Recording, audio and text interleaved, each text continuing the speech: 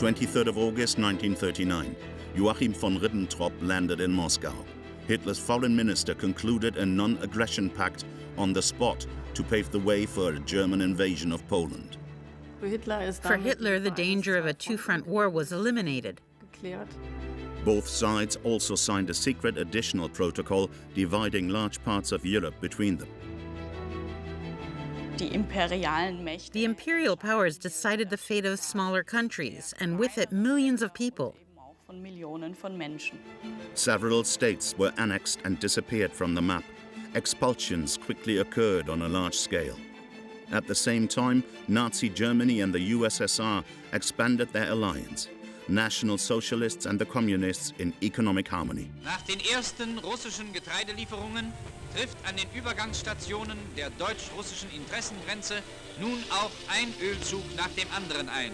The German Reich supplied industrial plants and in return received goods and raw materials essential to the war effort. For the Führer, a strategically important alliance. Hitler managed to carry out the Blitzkriegs in Western Europe with a Soviet supply of war resources. The alliance ended abruptly with the German attack on the Soviet Union. The Hitler-Stalin Pact lasted only 22 months. Its after effects proved to be far more long-lasting. These traumas caused by the Hitler-Stalin Pact, the fear of being ground between two millstones, continue to have an effect today, into the 21st century.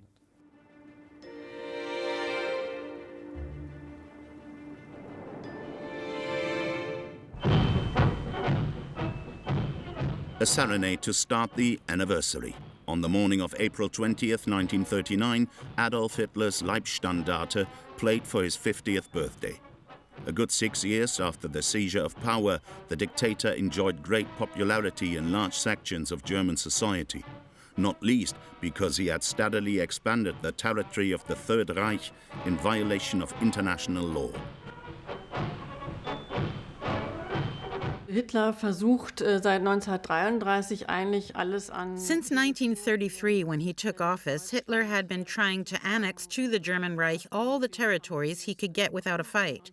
He expanded in all directions, west, south, east, and made very clear that he was not willing to give way to any resistance there either. Auch nicht gewillt ist, irgendwelchem Widerstand wirklich zu weichen. Newsreel cameras show how Adolf Hitler traveled in an open car from his official residence to the newly created east-west axis of the Reich capital. Here, a special gift awaited the Führer.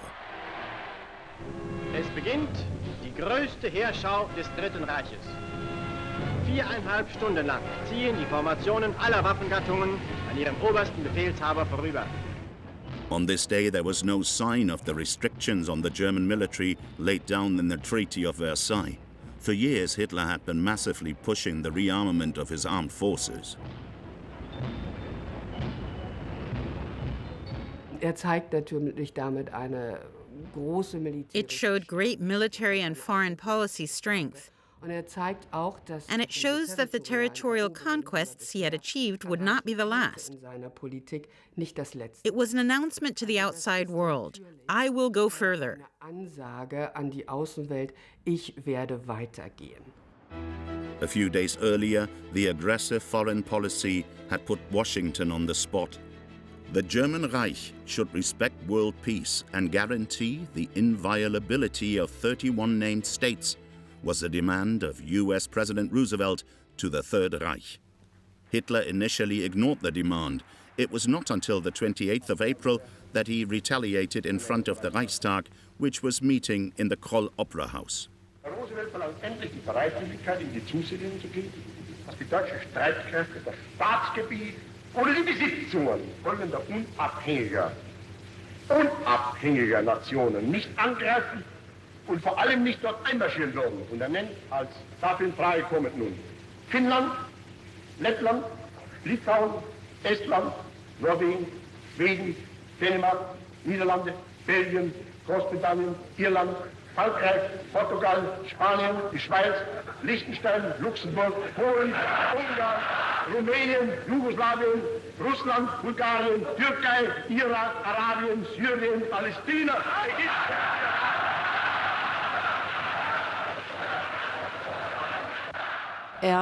inszeniert sich da wirklich als großen He really presented himself as a great theater actor, but also as a very shrewd, cunning statesman, because he took Roosevelt's demands and ridiculed them.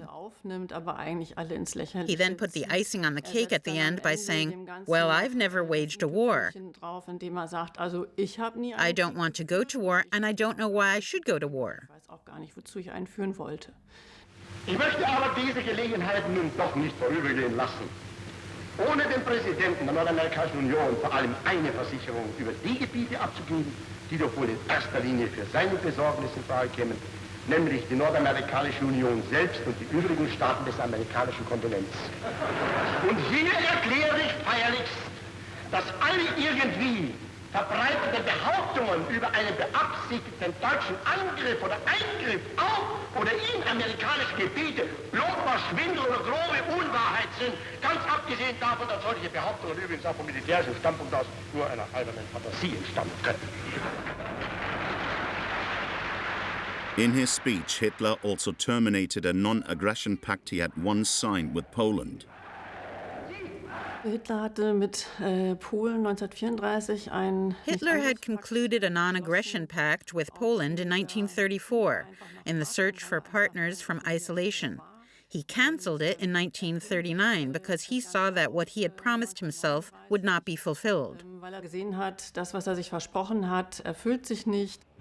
After unsuccessful attempts to win Poland as a junior partner in Nazi foreign policy, territorial differences increasingly dominated relations with the neighboring country in the Berlin government quarter. After the First World War, Germany had to tolerate losses of territory on its eastern border, here shaded in blue and yellow in favor of Poland. Hitler wanted to revise this and was ready to go to war for it. On May 22nd, the Italian Foreign Minister Count Ciano was a guest in Berlin. Mussolini's son-in-law had traveled to the imperial capital to sign the so-called Steel Pact with his German counterpart Joachim von Ribbentrop. Anfang Mai fasste der Führer und der Dude den Entschluss der engen Verbundenheit zwischen ihren beiden Völkern durch den Abschluss eines umfassenden politischen und militärischen Bündnispaktes Ausdruck zu geben. 150 Millionen Deutsche und Italiener bilden mit ihren Freunden in der Welt einen Block, der unbesiegbar ist. In the alliance, both fascist regimes agreed to close military cooperation and support in the event of war of aggression. For Hitler, this was another step on the way to his desired campaign against Poland. The threat of war now became more and more concrete. Only one day after signing the Steel Pact, the Führer announced to the commanders of the Wehrmacht that the decision had been made, quote, to attack Poland at the first suitable opportunity. It wasn't the case that Hitler had to convince the Wehrmacht of this, because there was already a great deal of agreement among the Wehrmacht generals in the interwar period that Poland could not be left standing like this. Dass Polen so nicht stehen gelassen werden kann. But there was a problem with the war plans. In March, British Prime Minister Chamberlain had issued a declaration of guarantee by England and France for Poland and assured the country of assistance in the event of war. In the event of an invasion, Hitler would thus have a conflict with the Western powers. Moreover, nobody knew how the USSR would behave in this case. To limit the risks, Hitler considered an unconventional step: a pact with the ideological arch-enemy from Moscow. Hitler's idea was that if Poland did not submit to my order in Europe, then Poland would have to be crushed. It was clear that the Western powers would intervene. This danger existed in any case, and so if I have the Soviets as partners, then the British and the French will be so shocked and will not enter the war. While the German side was putting out feelers to Moscow, a serious personnel change was taking place there. External Commissar Maxim Litvinov, here given a speech to the League of Nations, was deposed by Stalin. He was replaced by Vyacheslav Molotov, shown here to the left of the dictator. The appointment of the new commissioner was probably followed with great interest in Berlin. Maxim Litvinov, der Vorgänger von Vyacheslav Molotow, Maxim Litvinov, Molotov's predecessor, was considered to represent the policy of collective security, which means to symbolize readiness to negotiate with France and Great Britain. Großbritannien und Frankreich zu That is, to create an alliance there. On the 3rd of May, with the replacement of Litvinov, Stalin signaled to Hitler, there will be a change of policy. Es wird einen Politikwechsel geben. Despite ideological contrasts, Hitler's and Stalin's dictatorships had similarities. Like Berlin, Moscow liked to flex its muscles publicly, and there were reservations in the Kremlin about Poland as well. The Soviet Union, too, had to tolerate territorial losses in favor of Warsaw in recent years and didn't want to accept them. We will not resign ourselves to this, as Molotov said, bastard of the Versailles Treaty. Poland must be divided again. While exploratory talks with the USSR began, the German Reich continued to heat up tensions with Poland. In June, Propaganda Minister Goebbels traveled to Danzig. The city had been under the administration of the League of Nations since the Treaty of Versailles and was a permanent point of contention between Poland and Nazi Germany. Ich überbringe euch die Grüße des Reiches und des Führers. Auch diese Stadt mit ihren Menschen gehört zu diesem Volkstum. Sie ist deutsch und bleibt deutsch. A few weeks later, the leadership of the Nazi state celebrated another anniversary. 25 years earlier, Hitler had gone into the First World War as a soldier. Now the former dispatch runner was longing for a renewed tour of arms. Poland was to be invaded as quickly as possible. Much to the dictator's delight, his foreign minister informed him that Stalin had agreed in principle on a pact with the Reich. Stalin was a man bent on security. He saw himself surrounded by capitalist states that would act against communism. He had not forgotten the Civil War in which the Western powers and Japan had intervened in Russia. So now, if he could get Poland, Hitler could offer something. Then he could expand further west. The rapprochement of the two dictatorships didn't go unnoticed by the Western powers. Despite Stalin's reservations, they, for their part, tried to forge an alliance with the Soviet Union. Already at the end of July, a British-French delegation traveled to Moscow for negotiations. The military delegation from England and France was ill-fated from the beginning. Molotov had expressly requested that a minister traveled to Moscow. This was not granted. Instead, there came Admiral Nobody and General Incanu, lower batches, whom nobody really knew, who above all had no powers. Moscow was openly discussing a possible German invasion of Poland. Differences quickly became clear. Stalin said that if he had to help with Great Britain and France, or even if Poland was attacked and he should help, then yes, his troops would have to march through Poland and possibly through Romania, and he wanted to claim that right for himself. And of course, the two couldn't concede that. Meanwhile, Hitler was fine-tuning his expansion plans. The necessity of a pact with Moscow became increasingly clear to him. On the 20th of August, he sent a personal telegram to Stalin. It said, "The conflict with Poland can break out at any time. Unless the German-Russian relationship is settled beforehand, Russian territorial interests in Eastern Europe could hardly be accommodated." Es war ein sehr unorthodoxer Schritt, weil Hitler damit seine Hochachtung vor Stalin ausdrückte. It was a very unorthodox step because Hitler expressed his high regard for Stalin with it, and he put his cards on the table, said very clearly what he wanted. He wanted a pact, and he wanted it quickly, and he made it clear what the problem case was, namely Poland. Feind oder Problemfall ist, nämlich Polen. A few days after Hitler's lines were received in the Kremlin, the German foreign minister traveled to Moscow for final negotiations. The Nazi newsreel reported. Während noch die Militärmissionen der westlichen Einkreisungsmächte in Moskau weilten, traf Reichsaußenminister von Ribbentrop in der russischen Hauptstadt ein. On the 23rd of August 1939, the delegation landed in the Soviet capital. For Ribbentrop, who had been head of the Foreign Office only since the previous year, this was the high point of his career to date. After a brief stop at the German embassy, the tour continued to the Kremlin. Stalin took time to personally receive the German guests there. Already after a few hours, the breakthrough in the negotiations succeeded.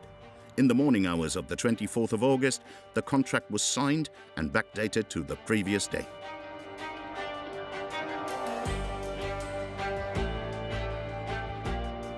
The pact itself was a classic non-aggression pact. Both sides agreed not to invade each other and not to support any third power in doing so. Far more explosive was an additional protocol that was also signed and on which strict secrecy was agreed. It was a document of historic explosive power. The additional protocol to the Hitler-Stalin Pact is a classic document of imperial policy. In it, the two powers defined spheres of influence. Who would be in charge afterwards in which parts of Europe? This was the planned division of the continent. The German Reich would get Western Poland plus Lithuania. The USSR was to call the shots in Eastern Poland, the rest of the Baltic states, Finland and parts of Romania. Stalin got things from Hitler that the Western powers could not offer him. The Western powers could not sacrifice a sovereign state like Poland. Hitler could. After signing the treaty, there was an exuberant mood in the Kremlin. Communists and National Socialists were in party mood. Stalin called Hitler a splendid guy and said, "I know the German people love their Führer, so I toast to the Führer's health." At the Berghof, Hitler had been waiting tensely. Although the Soviet Union had prevailed in almost all territorial questions, the Führer was satisfied with the result and exulted, "Now Poland is in the position in which I wanted it to be." Hitler was very pleased with the conclusion of the non-aggression treaty, and above all the secret additional protocol, because it was clear that the Wehrmacht could invade Poland. He had full reign. In other European countries too, people understood what German-Soviet unification meant. Fear of war was rife. Diplomats tried to save the peace. So did the British ambassador in Berlin, Neville Henderson. In pretense, Hitler half-heartedly agreed to these attempts, but Henderson quickly returned to London without having achieved anything. In the British capital, the signs pointed to war. The country mobilized, as did France.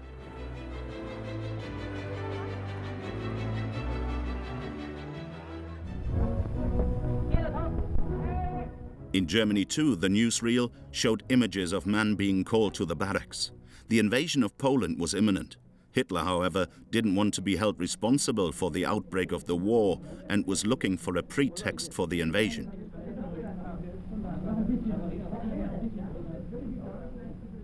Hitler actually had German agents appear in Polish partisan costumes and commit acts of sabotage. There was an attack on the radio station in Gliwice.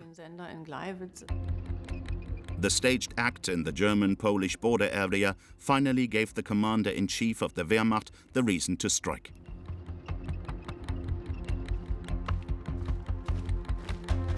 In the morning hours of the 1st of September 1939, a force of over 1.5 million soldiers invaded Poland.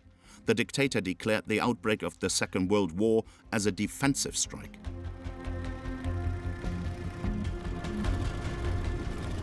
Polen hat heute Nacht zum ersten Mal auf unserem eigenen Territorium auch mit bereits regulären Soldaten geschossen. Seit 5:45 wird jetzt zurückgeschossen. The invaders quickly made it clear that this campaign was not only about the military defeat of Poland.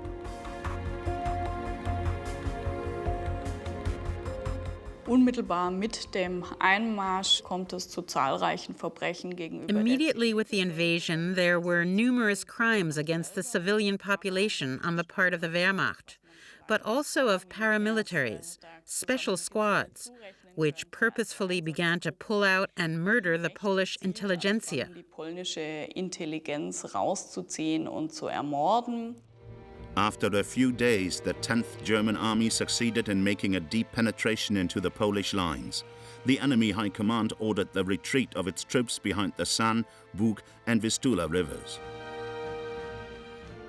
The Polish campaign of the German Wehrmacht was proceeding relatively quickly. There was also resistance from the Polish army, which I would not underestimate either. It was not a pure march through, but still relatively swift. On the 17th of September, another blow was dealt to Poland.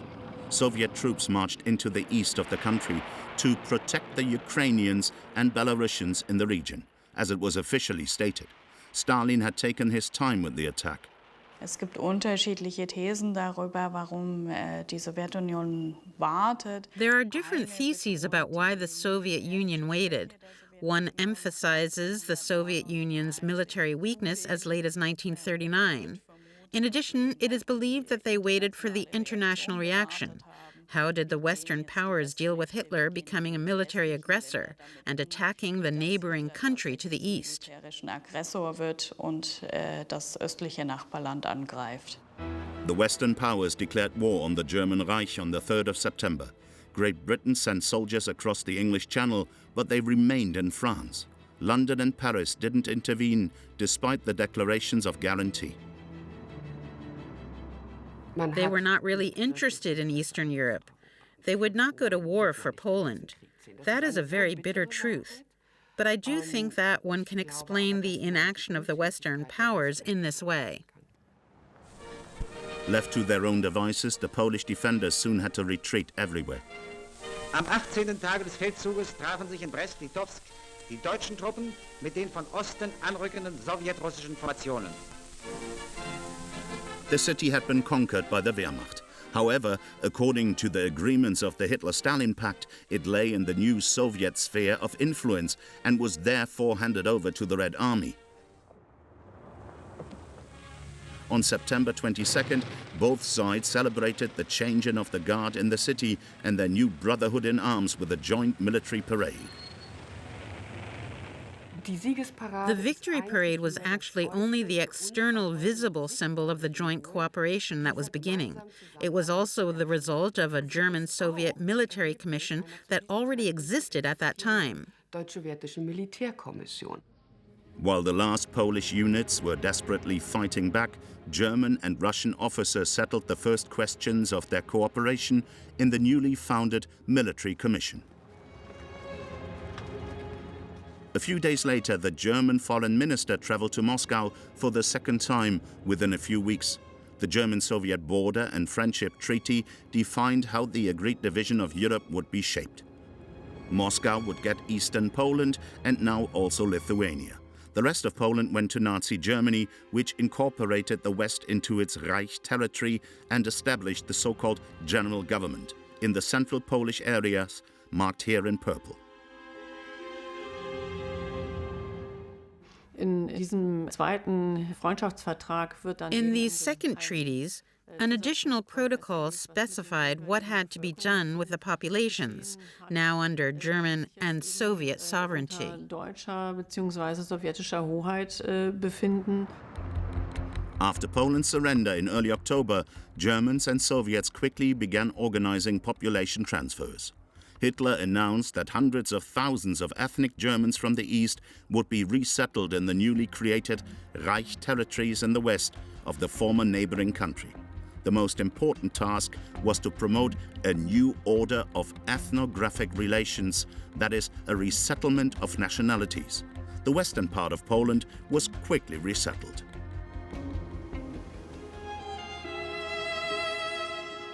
Hundreds of thousands who had previously lived there were expelled in return and transferred to the newly created general government, a largely lawless space where the National Socialists established a particularly brutal reign of oppression. Das Generalgouvernement, das in den Augen der nationalsozialistischen Bevölkerung. The general government, which in the eyes of the National Socialist population policy was regarded as a catch basin for all those population groups that one actually wanted to get rid of, or that one wanted to turn into slaves.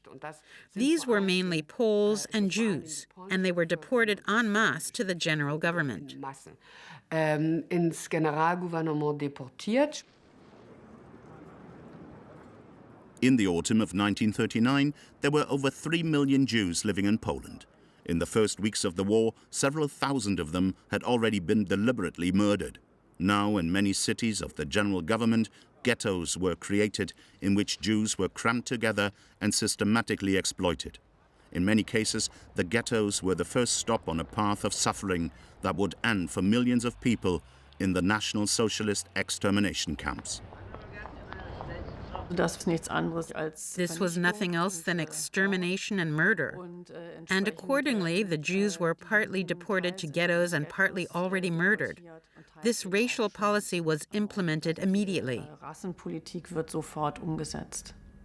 In eastern Poland, war crimes were committed by the Soviet secret police. Germans and Soviets harmonized in injustice. The cooperation worked very well. They gave each other a free hand, or rather, they were very much in agreement that the Polish elite had to be destroyed. Concerning violence and rigor, both nations were equal.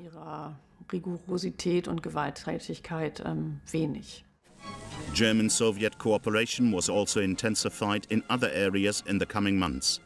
On February 11, 1940, the two states concluded a comprehensive trade agreement after lengthy negotiations. Die Sowjetunion lieferte einige Rohstoffe, aber auch Lebensmittel, was für NS-Deutschland. The Soviet Union supplied some raw materials, but also foodstuffs, which was of interest to Nazi Germany to escape the threat of food shortages during the war.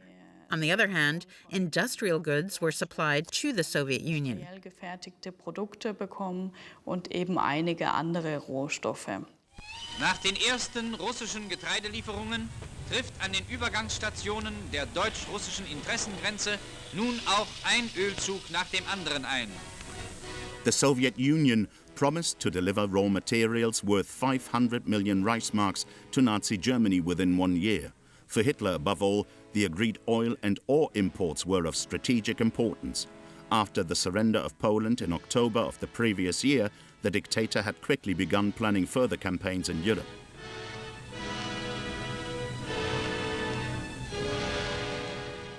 Für Hitler ist es natürlich wichtig, diese Kriegsressourcen zu bekommen. For Hitler, it was important to get the supplies to successfully carry out his Blitzkriegs. So Hitler financed or managed to carry out the Blitzkriegs in Western Europe with the Soviet supplies of war resources. Kriegsressourcen, die Blitzkriege durchzuführen in Westeuropa. The next Blitzkrieg started on the 9th of April 1940. Under the name Unternehmen Weserübung, the Wehrmacht invaded Scandinavia. Denmark was quickly overrun. An air and sea landing operation was launched in Norway. One of the targets was the strategically important harbors through which ore supplies from Sweden reached the Third Reich. An invasion of Scandinavia was not discussed in the Hitler-Stalin Pact. Nevertheless, the friendship between the two dictatorships was not affected for the time being. On the contrary, on May 1, 1940, Labor Day was celebrated in Moscow's Red Square. A German delegation was also invited to the celebrations. Representatives of the Nazi regime attended the ceremony. Under Stalin's eyes, the achievements of communism were praised. The microphone was taken by Semyon Timoshenko, who, a few days later, ascended to the office of Minister of Defense. Товарищи, в этом году трудящиеся нашей страны и всего мира встречают 1 мая Несмотря ни на какие происки врагов, мы пойдем вперед и вперед светлым вершинам коммунизма. Words that must have sounded like mockery to German communists. Many comrades had fled to Moscow after the Nazis had seized power. After the conclusion of the Hitler-Stalin Pact, they found that the often invoked international solidarity was all too quickly forgotten in their exile. Das war eine Katastrophe für die Deutschen. It was a catastrophe for the German communists. The fact that Stalin made common cause with their greatest enemy was morally devastating, and some were then extradited to Germany. Eine Reihe noch ausgeliefert worden an Deutschland. Es ist ein It was a concession by Stalin to Hitler and a sign that ideological competition was taking a back seat. Der sowjetischen Seite die ideologische Konkurrenz in den Hintergrund gerückt wird. A few days after the Moscow parade, Hitler prepared to invade other European countries. He traveled by train to his Felsennest headquarters near Bad Münstereifel. From there, the Führer initially wanted to lead the upcoming campaign against the West. On the morning of the 10th of May, the Wehrmacht attacked the Benelux countries by land and air without a formal declaration of war. Army Group B under General von Bock concentrated on the Netherlands and Belgium. Army Group A under General von Rundstedt marched into Luxembourg. The Principality was overrun within a few hours. In addition to the element of surprise, the German side again benefited from its alliance with Moscow. Der Pakt spielt für diese Feldzüge eine enorme Rolle. The pact played an enormous role for these campaigns. The key word, war on two fronts. Hitler knew there was no danger from the Soviet side, but also that he could obtain important raw materials from the Soviet Union. Über die Sowjetunion beziehen kann. German troops advanced through the Ardennes into France in a few days. Nazi Germany had been at war with Paris in September of the previous year. But it was only now that direct military clashes took place. These were one-sided. The French defenders did not succeed in the coming weeks in decisively stopping the Wehrmacht formations.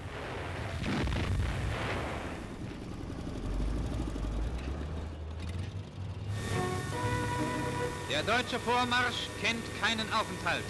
Jedem Mann steht das eine große Ziel vor Augen: Paris. In mid-June, the 18th Army reached Paris and took it without a fight. What the German army was denied for years in the First World War, the Wehrmacht succeeded in a few weeks. On the 22nd of June, France laid down its arms, a fact that was also noted in Moscow. Dass schon im Juni 1940 Frankreich kapituliert, muss für The fact that France surrendered in June 1940 must have come as a shock to Stalin, who thought that it would take years before Hitler was finished. kein wirkliches Gegengewicht mehr zu Hitler außer Großbritannien. Now it was clear that there was no real counterweight to Hitler except Great Britain, and this forced Stalin to annex the Baltic states. Dass eben anfängt, Fakten zu schaffen und eben die baltischen Länder annektiert. Already the previous year, Stalin had forced the Baltic states to accept Red Army military bases on their territories. In mid-June, he now ordered the annexation of Latvia, Estonia and Lithuania. According to the Kremlin, the three states had asked for more troops to protect them. Soviet propaganda images showed demonstrators on the ground allegedly celebrating Moscow's policy. The entire independence that East Central Europe laboriously had acquired after the First World War, with the rise of many new states, new identities, new cultures, were being carved out in a national form. This was all ending now. In August, the states were incorporated into the USSR as socialist Soviet republics. Shortly after the invasion, there were mass deportations of Stalin's political opponents in the Baltic states. Nazi Germany initially accepted the expansion of the USSR. The German ambassador in Moscow, von Schulenburg, and the Soviet Foreign Commissar Molotov subsequently signed a treaty on issues concerning their new border in the region. Die Sowjetunion entwickelt im Laufe des Jahres 1940 The Soviet Union developed an ever greater territorial appetite in the course of 1940, some of which Nazi Germany accepted. These were then territories that were not so important to them. At other points, a deeper conflict ignited because one realized that the territorial appetite could get dangerous. One of these points of contention was in southeastern Europe. Bessarabia, marked here in green, borders on the Romanian Black Sea coast. The oil-rich region once belonged to the Russian Tsarist Empire and, according to Stalin's will, was now also to become part of the Russian Empire. After an ultimatum to return, the Red Army moved into Bessarabia at the end of June 1940. Moscow had already secured the region as a sphere of interest during the division of Europe in the additional protocol to the Non-Aggression Pact. Zu diesem Zeitpunkt At this point, the German side also had a great interest in Romania's oil and was far from enthusiastic about the agreement reached by Ribbentrop in 1939. 1939 gar nicht mehr begeistert. In order to be able to announce the conclusion of the treaty quickly, the German foreign minister had agreed to almost all territorial wishes of the USSR in August of the previous year, including Bessarabia. Stalin now took his prey and went one step further. He also had northern Bukovina, which lay in the region occupied. This was a part of Austria before the First World War, and many ethnic Germans lived there. That was a big problem for Hitler and his racial conception. Stalin created facts. Hitler had nothing to oppose at that moment, but now the relationship was very fractured. Aber damit ist die Beziehung eigentlich sehr zerrüttet. A few days later, on the 6th of July 1940, Adolf Hitler returned to Berlin after the Western campaign and let himself be celebrated. As a result of the Blitzkriegs, the German Reich had expanded its territory by hundreds of thousands of square kilometers. The Soviet Union was also able to expand massively. Both powers succeeded in forcing large parts of Europe under their control, not least because of their cooperation. Eigentlich ist der Pakt zu diesem Zeitpunkt auf seinem Höhepunkt. Dann geht es auch Actually, the pact was at its peak, and then it went rapidly downhill. They celebrated these territorial successes, and then it broke. Both tried to find other alliances as early as the summer of 1940. Die Fühler nach anderen Allianzen auszustrecken. This was already evident in September of that year. Representatives of Italy and Japan arrived at the Reich Chancellery in Berlin to conclude a pact with the German Reich. Reichsminister von Ribbentrop betonte in seiner großen Erklärung, dass dieser Drei-Mächte-Pakt ein Militärbündnis zwischen drei der mächtigsten Staaten der Erde sei. Er solle die Herbeiführung einer gerechten Ordnung sowohl in der europäischen Sphäre als auch im ostasiatischen Raume dienen. Vor allem aber solle er mithelfen, der Welt so schnell wie möglich wieder den Frieden zu schenken. Relations with Moscow were not to be affected. Nevertheless, the German-Japanese rapprochement had forced Moscow to act. Stalin then succeeded in a coup, namely the conclusion of the Soviet-Japanese Neutrality Treaty.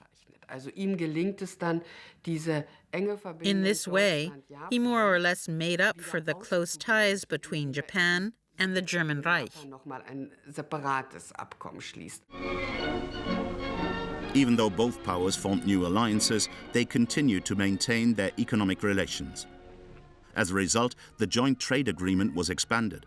A Russian delegation was also guest in Berlin and inspected the range of capitalist goods during a window shopping tour.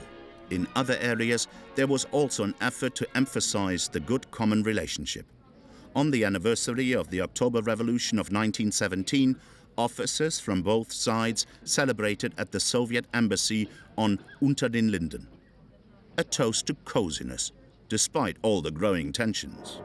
Der Vorsitzende des Rates der Volkskommissare der Sowjetunion und Volkskommissar für Auswärtige Angelegenheiten, Molotow, begab sich auf Einladung der Reichsregierung nach Berlin, den laufenden Gedankenaustausch zwischen Russland und Deutschland durch persönliche Fühlungnahme fortzusetzen und zu vertiefen. A few days after the celebration in the embassy, Moscow's highest diplomat came to Berlin in November. A good 14 months had passed since Molotov and his counterpart von Ribbentrop had signed the Non-Aggression Pact in Moscow. Molotovs legendärer Besuch in Berlin war von sowjetischen... Molotov's legendary visit to Berlin was a clear attempt from the Soviet side to get a picture of German plans and to test out how serious the German side still was about the common alliance. ...überhaupt noch mit diesem deutsch-sowjetischen Bündnis nimmt. Differences quickly arose in the Reich Chancellery. Hitler tried to convince Molotov that Moscow should withdraw from southeastern Europe, but Molotov categorically refused. For Molotov, it was thus clear that Hitler would just take the next step in the foreseeable future and would see this pact only as a pact for a time. Just a few weeks after Molotov's visit, Hitler issued Führerweisung 21 in mid-December. It stated, quote, "The German Wehrmacht must be prepared, even before the end of the war against England, to crush Soviet Russia in a rapid campaign." By the middle of May 1941, the preparations for this had to be completed. Der Kampf gegen den Bolschewismus. The fight against Bolshevism, which he really did not lose sight of even during the pact. The conquest of living space in the East, that was Hitler's ideological political program. Und darum geht es ihm. In April 1941, however, the Wehrmacht first invaded Yugoslavia and Greece. The dictator rushed to the aid of his Italian ally, which was threatened with defeat by Greece. Furthermore, German influence in the region had to be secured after a coup in the Yugoslavian capital. The intervention in the Balkans also had an impact on German-Soviet relations.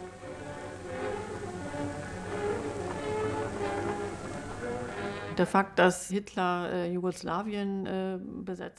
that Hitler had Yugoslavia occupied further worsened relations, with Stalin gloating that Hitler was becoming embroiled in a bloody partisan war and did not feel compelled to intervene. Verstrickt, sodass auch Stalin zu dem Zeitpunkt sich überhaupt nicht genötigt fühlte, irgendwie einzuschreiten.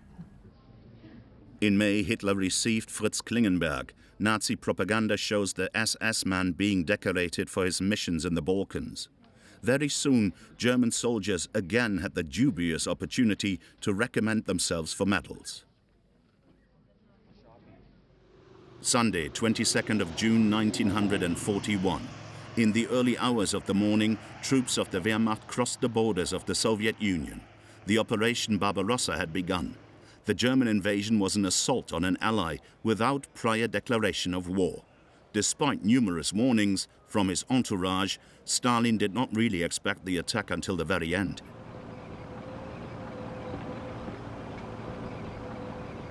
The invasion then happened on a beautiful summer Sunday, June 22nd, 1941, which must have shocked Stalin after all because he withdrew.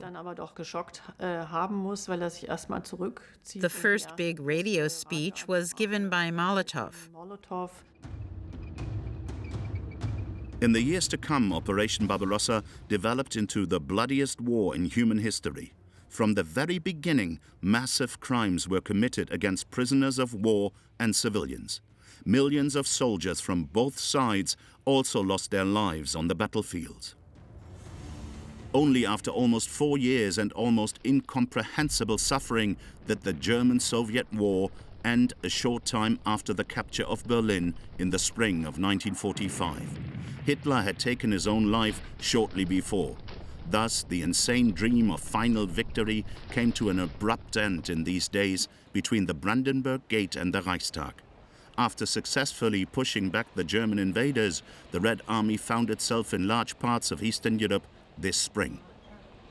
In the negotiations on the post-war order that Stalin conducted with the other victorious powers, the dictator now also oriented himself in territorial matters to the pact that his foreign minister had concluded with Nazi Germany 6 years earlier. Stalin let the victorious powers fix many of the things he achieved within the framework of the pact in 1945, like the borders of Ukraine and Belarus. For example, Bessarabia remained Soviet as Moldavia. Much of the border demarcation in Europe today ultimately goes back to the Hitler-Stalin Pact. Heute geht letztlich auf den Hitler-Stalin Pakt zurück. The consequences of the Allied conferences were sobering for many Eastern European states. For decades, they were denied full sovereignty. They became satellite states of Moscow. The aftermath of the Hitler-Stalin Pact is still felt today. When we talk about German-Polish or Polish-Russian relations today, also about relations of the Baltic states with Russia, this always plays a massive role. There are Berlin and Moscow, and they agreed on us, and we got under the wheels of these big states once, and that must never happen again. Of course, there is no danger of that happening today, but the after effects, the traumas that the Hitler-Stalin Pact triggered, being ground between two millstones, they are still having an effect today in the 21st century.